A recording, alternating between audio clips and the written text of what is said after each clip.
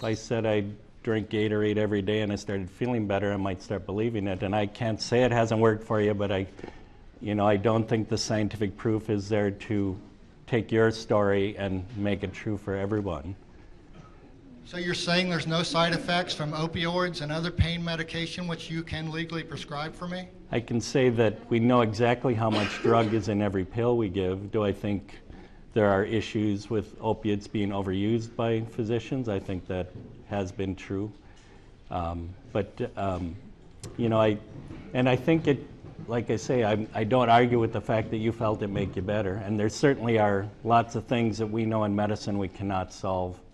So I can't argue with your success. And I appreciate your honesty. It's not, you're up here obviously towards a, if not hostile crowd, but a crowd that's anti your choice. And I'm just looking for answers, and I don't want to go to jail in my little wheelchair here, okay? So let's get it legalized in Ohio.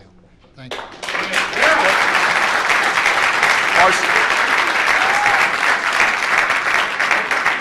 Marcy Seidel from the Drug Free Action Alliance, you want to add to that?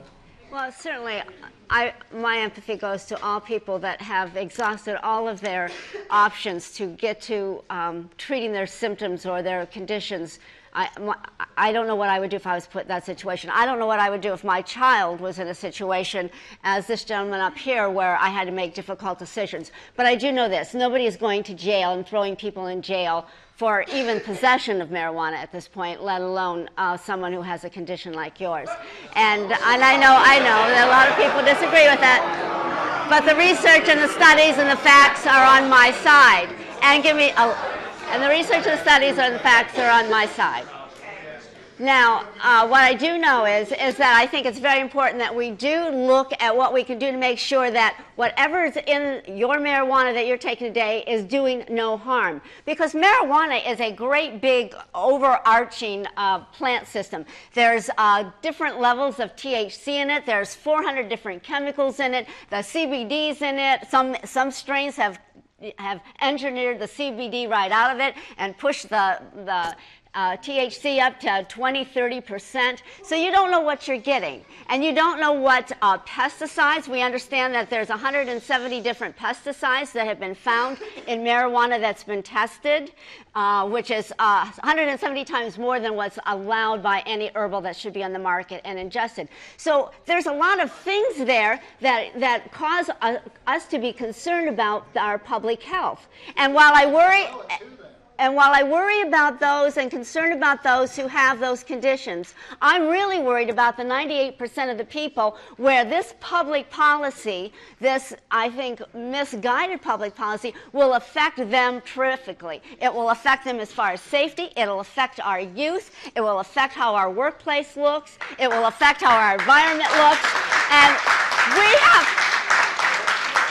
have to look at all of that and not just the handful of people, and we want to deal with a handful of people to make sure that we deal with this with a surgeon's scalpel to deal with your condition and their condition, but not take a machete to the whole process, or we have a big problem that we don't need to have in our society.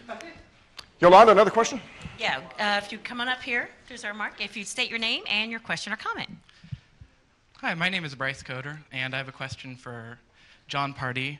You say that you would like to help the cancer patients in glaucoma, but why is it that the American Medical Association, the American Society of Addiction Medicine, which Mr. Mattson is on, the American Cancer Society, the American Glaucoma Society, the American Academy of Pediatrics, the National Multiple Sclerosis Society, and the British Medical Association are all outspokenly against medical marijuana?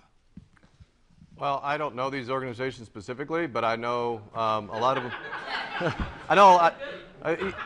We got to realize that a lot of these organizations are all tied in together. They're all being funded by the pharmaceutical industry, which stands to lose a lot of money. I'd also like to say to the gentleman over here, thank you for your service to our country. We really appreciate it. And just so you know, veterans here in the state of Ohio are at a disadvantage because the fact that if they do test positive for marijuana in their system, they could lose their benefits, lose their pain management benefits, and actually be kicked off the program, and it ends up killing a lot of our veterans. Just so you know that the VA has a directive, this is their directive, 2011-004, which states that any state that has a medical marijuana program, the VA will recognize. Why is the VA going to recognize a medical marijuana program if they think it's going to be dangerous for veterans? No, they understand the fact that this is safe medicine that can be used daily for pain management, for PTSD, for TBI, for all the things that our brave soldiers went to fight for us for and came back, and they deserve to have these rights and not have their benefits taken away. And I stand with our veterans, and so does the Ohio Rights Group.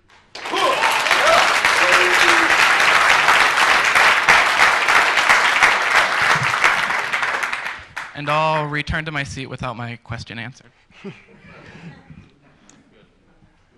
John, what about a structure in place if you find your initiative approved by the voters? How would this look in terms of regulation, in terms of fee collection, taxation? Yeah, what this does is establishes the Ohio Cannabis Control Commission, which is a commission that's modeled after every other major industry here in the state of Ohio. I believe there's 200 and some odd commissions presently here in the state of Ohio that work on everything from alcohol to gambling, you name it. And this would be structured the same way. It's a 9-member commission that is transparent. It's nonpartisan. You're not allowed to have any party that's a dominant force in the party in the panel. It's populated with farmers, with doctors, with healthcare professionals, mental health specialists, and things like that. And so it's designed to actually implement this industry the way it's supposed to be done. The Ohio Rights Group wants to make sure that when we bring this new green economy to Ohio, that it's done safely and done responsibly. I understand Marcy's concern. I'm a parent too. I want our streets to be safe. I want our kids to be safe.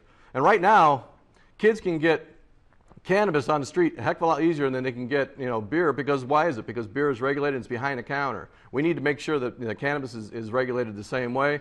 And so we're going to make sure that Ohio is actually a leader in this industry, doing it right and doing it smart.